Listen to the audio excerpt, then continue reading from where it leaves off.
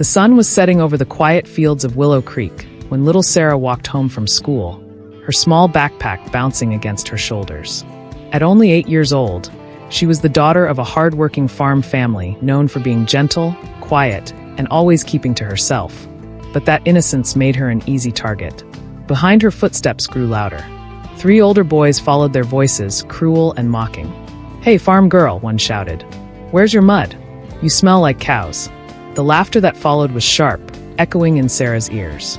She tried to keep walking her head down, clutching her bag tighter. But the boys wanted more. They surrounded her near the edge of the dirt road, pushing her back and forth like a toy.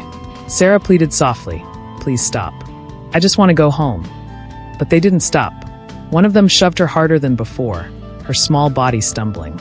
She tried to get up, but another boy grabbed her hair and slammed her head against the wooden fence post nearby. The sharp pain brought tears to her eyes. But what hurt more was the sound of their laughter as she lay on the ground, dizzy and frightened. Sarah's fragile voice broke as she whispered, "Why are you so mean?" But the bullies just spat out insults to them.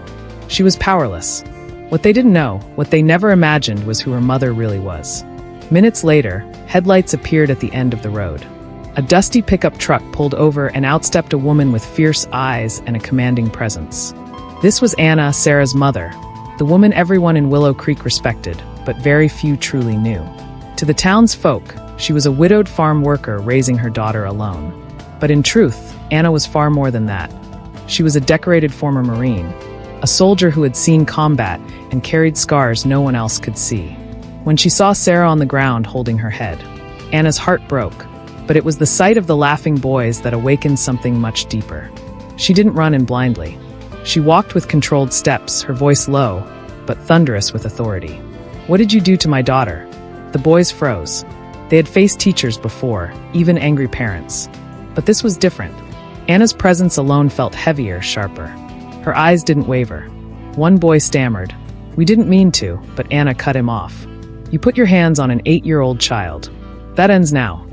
She didn't raise her fists, but her training spoke through her body language. When one boy tried to laugh it off and stepped closer, Anna moved so fast he didn't even see it coming. His wrist was caught in her grip, twisted just enough to bring him to his knees without breaking it. The other boys stepped back, suddenly realizing this wasn't just an ordinary farm mother. "Listen to me carefully," Anna said, her voice calm but razor sharp. "You think strength is found in hurting the weak. Let me teach you something. True strength is protecting, not destroying. You will leave my daughter alone and every child you've ever picked on.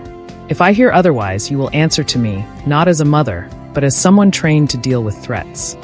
The boys, trembling, nodded quickly. Fear had replaced their arrogance. They muttered apologies to Sarah before running off into the night. Anna knelt beside her daughter, gently touching her face, inspecting the bump on her head. "Are you okay, sweetheart?" Sarah nodded through her tears, hugging her mother tightly.